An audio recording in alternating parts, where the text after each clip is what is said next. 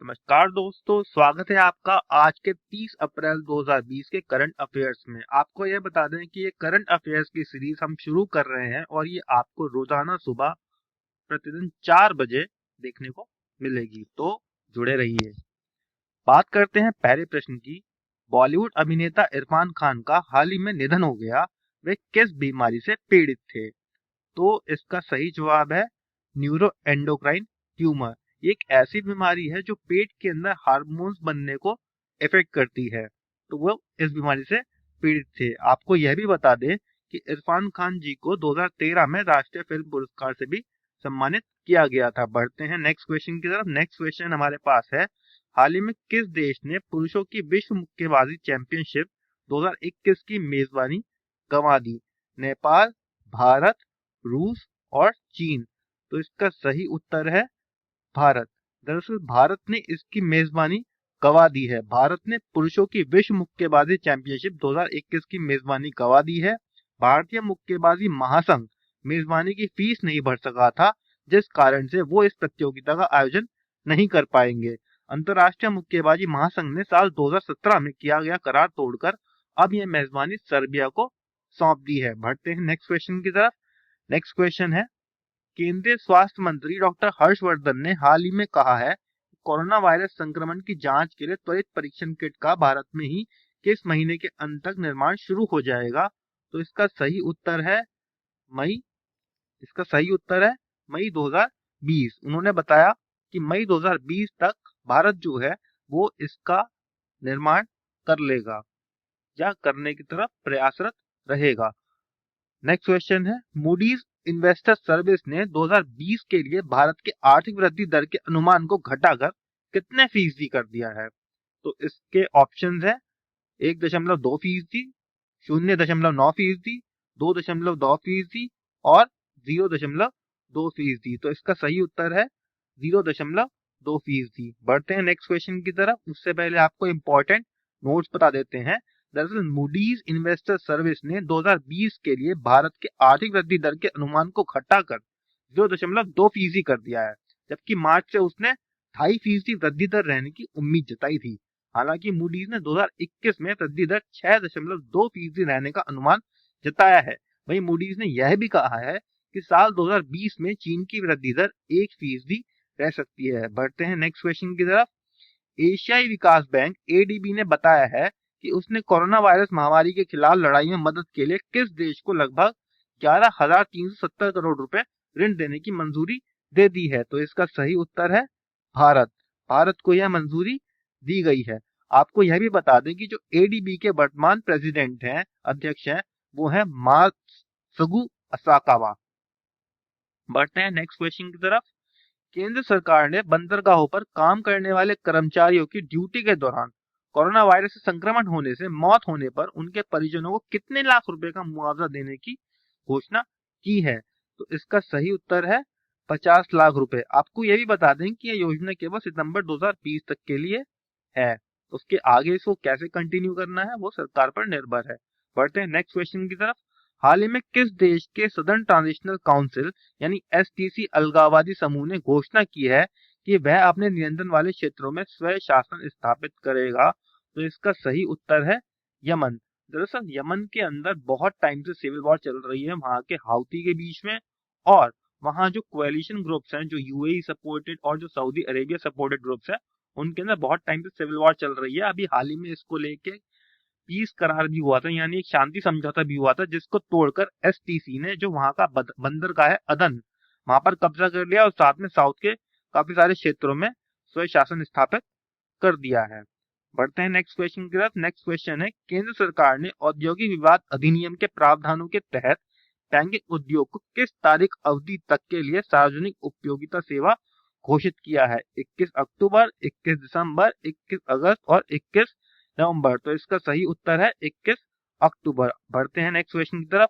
हाल ही में किस राज्य सरकार ने जीवन शक्ति योजना नामक एक नई योजना लॉन्च की है? तो इसका सही उत्तर है मध्य प्रदेश। दरअसल इस योजना के अंतर्गत वहां की जो महिलाएं हैं उनसे मास्क बनवाए जाएंगे और उन मास्क को 11 रुपए प्रति मास्क की दर से सरकार खरीदेगी। ये कोविड-19 के लिए किया गया है। बढ़ते हैं नेक्स्ट क्वेश्चन की तरफ। पहले वर्चुअल पीटर्सबर्ग जलवायु संवाद में भारत का प्रतिनिधित्व किसने किया है? तो इसका सही उत्तर है प्रकाश जावड़ेकर। प्रकाश जावड़ेकर ने इसका नेतृत्व किया था। तो इसके नेतृत्व नहीं, सॉरी माफ कीजिएगा, इसका हमारे तरफ से, हमारे देश की ओर से प्रतिनिधित्व किया था। तो इसके बारे में और आगे बात जान लेते हैं। केंद्रीय पर्यावरण, वन और जलवायु परिवर्तन मंत्री प्रकाश जावड़ेकर ने 28 अप्रैल को पहली वर्चुअल पीटर्सबर्ग क्लाइमेट डायलॉग में भारत का प्रतिनिधित्व किया था। यह पहला virtual climate dialogue Petersberg climate dialogue का 11वां सत्र था और इसकी मेजबानी जर्मनी ने की है और यह मेजबानी 2010 से की जा रही है। बढ़ते हैं नेक्स्ट क्वेश्चन की तरफ। अंतर्राष्ट्रीय नृत्य दिवस कब मनाया जाता है? तो इसका सही उत्तर है यह कल मनाया गया था 29 अप्रैल को। यह नृत्य दिवस क्यों मनाया जाता है इसके बारे में बता देते हैं। ये अंतर्राष्ट्रीय नृत्य दिवस 29 अप्रैल को मनाया जाता है। कला रूप की सराहना करने के लिए यह दिन मनाया जाता है और ये किस किस को, शिक्षा को प्रोत्साहित करता है कि नृत्य में वो भागीदारी दिखाए। यह दिन दुनिया भर के लोगों के लिए नृत्य में योगदान के लिए मनाया जाता है। बात करते हैं कि यह नृत्य दिवस, अगला प्रश्न देखते हैं, अंतर्राष्ट्रीय नृत्य दिवस कब स्थापित किया गया था? 1976, 1982, 1985, 1991। तो इसका सही उत्तर है 1982। 1982 के अंदर इसको स्थापित किया गया था। जो dance committee of international theatre institute ITI ने 1982 में इंटरनेशनल डांस डे की स्थापना की थी। ITI जो है वो UNCOCO के परफॉर्मिंग आर्ट्स वर्टिकल के लिए प्राथमिक भागीदार है।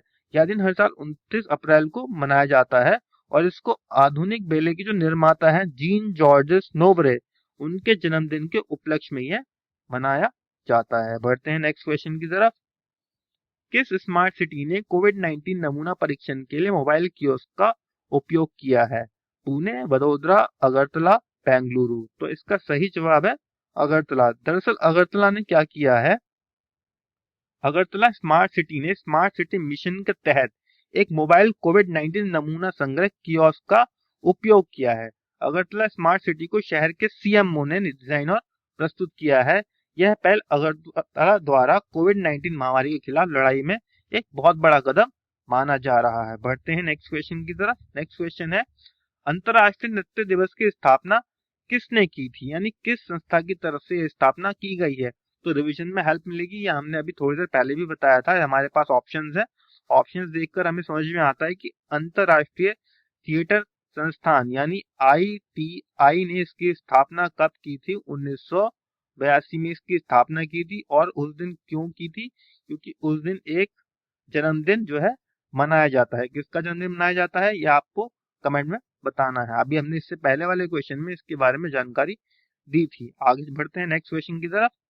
माइकल रॉबिन्सन, जिनका हाल ही में निधन हो गया था, वो किस पेशे से जुड़े थे, यानी वो पेशे से क्या थे? क्या वो एक फुटबॉल खिलाड़ी थे, एक एक्टर थे, एक क्रिकेटर थे, या फिर एक पॉलिटिशियन थे? तो इसका हम उत्तर देख लेते हैं कि पूर्व ब्राइटन और लिवरपूल फुटबॉलर माइकल रॉबिन्सन का 28 अप्रैल को निधन हो गया था। वे कितने वर्ष के थे? 61 वर्ष के थे। उन्हें 2018 में स्किन कैंसर होने का पता चला था। तो हमारा इसका सही उत्तर क्या है? हमारा इसका सही उत्तर है कि वो एक फुटबॉल खिलाड़ी थे। बढ़ते हैं नेक्स्ट क्वेश्चन की तरफ।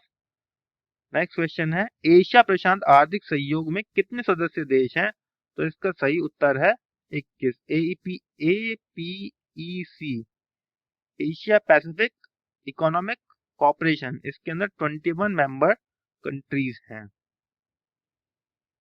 इसकी स्थापना जो है 1989 में शुरू की गई थी। इसकी स्थापना एशिया प्रांत की बढ़ती निर्भरता का लाभ उठाने के लिए की गई थी। 21 APEC देशों के अंदर कौन कौन से देश हैं आप इन्हें एक बार नोट कर लेना। बाकी इसकी PDF हम टेलीग्राम चैनल में भी उपलब्ध करा देंगे। IFSC में बैंकिंग, पूंजी बाजार और बीमा क्षेत्र वर्तमान में किसके द्वारा विनियमित है? RBI, SEBI, IRDAI या फिर उपर्युक्त सभी? तो इसका उत्तर है उपर्युक्त सभी। जो हमारे पास ये IFSC है, इसके अंदर बैंकिंग, पूंजी बाजार और बीमा क्षेत्र सबके सब इन तीनों संस्थाओं के द्वारा विनियमित किए जाते हैं। बढ़ते हैं नेक्स्ट क्वेश्चन की तरफ। APEC कब स्थापित किया गया था? तो इसका उत्तर अभी आपको बताया ही था, 1989 में इसको स्थापित किया गया था। बढ़ते हैं नेक्स्ट क्वेश्चन की तरफ। देश में अंतर्राष्ट्रीय वित्तीय सेवा केंद्रों के सभी वित्तीय सेवाओं को विनियमित करने के लिए भारत सरकार ने किसकी स्थापना की है? तो ये IFSC के बारे में बात हो रही है। और इसकी स्थापना के लिए, इसकी विनियमीकरण के लिए प्राधिकरण जो बनाया गया है वो बनाया गया है अंतर्राष्ट्रीय वित्तीय सेवा केंद्र प्राधिकरण। तो इसके अंदर हमारा ऑप्शन ए सही है। इसके बारे में बता देते हैं क्या है ये। फाइनेंस मिनिस्ट्री ने 27 अप्रैल को एक अधिसूचना के माध्यम से IFSCA की स्थापना की है। IFSCA देश में अंतर्राष्ट्रीय वित्तीय सेवा केंद्रों में सभी वित्तीय सेवाओं को विनियमित करेगा। बढ़ते हैं नेक्स्ट क्वेश्चन की तरफ। एशिया प्रशांत आर्थिक सहयोग सचिवालय ने बताया कि इसने एपैक क्षेत्रों में इतनी आर्थिक वृद्धि दर्ज की है 3.6%, 4.7%, 5.1 और 5.8। तो इसका सही उत्तर है 3.6। उन्होंने 2.7% की तो गिरावट बताई थी और इतनी वृद्धि बताई थी। तो इसके बारे में देख लेते हैं थोड़ा। एपैक के सचिवालय की एक रिपोर्ट में कहा गया है कि एपैक क्षेत्रों को 2020 में कोविड-19 के प्रभाव के कारण 2.7% आर्थिक गिरावट का अनुमान है। यह भी बताया गया है कि यह गिरावट 2009 में लगभग शून्य वृद्धि दर के बाद में सबसे महत्वपूर्ण गिरावट होगी। रिपोर्ट में यह भी बताया गया है कि एपैक क्षेत्र के अंदर 3.6% आर्थिक वृद्धि दर्ज की गई है। बढ़ते हैं नेक्स्ट क्वेश्चन की तरफ। महाराष्ट्र के राज्यपाल कौन है? संजय राउत, देवेंद्र फडणवीस, सी विद्यासागर राव, भगत सिंह कोश्यारी। ये न्यूज में क्यों आया है? क्योंकि अभी वहां पर एक नए मुख्य न्यायाधीश नियुक्त हुए हैं। तो वहां के जो गवर्नर है वो कौन है? भगत सिंह कोश्यारी। भगत सिंह कोश्यारी के बारे में थोड़ा बता देते हैं।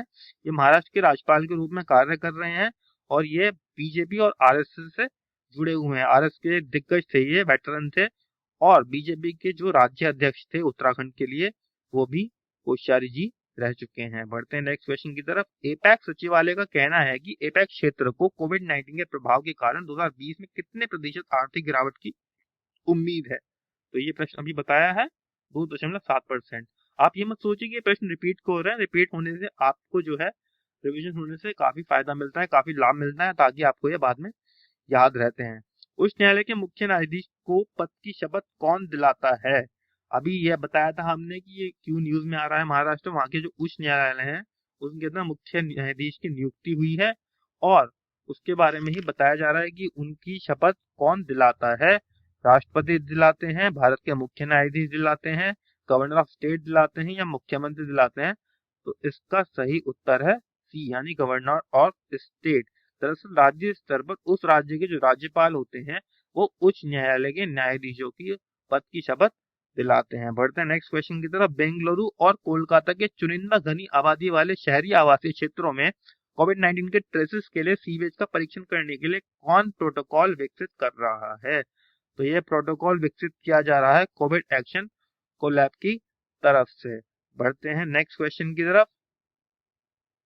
मुंबई उच्च न्यायालय के मुख्य न्यायाधीश के रूप में किसने शपथ ली? तो इसका सही उत्तर है जस्टिस दीपांकर दत्ता। दरअसल ये कलकत्ता हाई कोर्ट से प्रमोट होकर वहां से वरिष्ठ न्यायाधीश के रूप में वहां पर कार्यरत थे और वहां से बॉम्बे हाई कोर्ट के अंदर अब वो मुख्य न्यायाधीश बनकर आए हैं।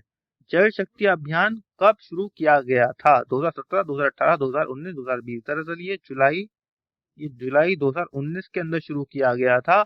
और इसके अंतर्गत क्या किया जाता है? इसके अंतर्गत जो 256 जल तनावग्रस्त जिले हैं इसको कवर किया जाता है। इस अभियान के तहत सभी हितधारकों को जल संरक्षण अभियान के एक दायरे में लाने के लिए एक जन आंदोलन के रूप में विकसित करने का काम किया जाता है और पिछले साल इसका देशव्यापी असर पड़ा था। बात करते हैं नेक्स्ट क्वेश्चन की तरफ। केंद्रीय लोक निर्माण विभाग यानी CPWD की स्थापना कब की गई थी? 1854, 1888, 1906, 1915। तो इसकी स्थापना 1854 में की गई थी, यानी हमारा सही उत्तर कौन सा है?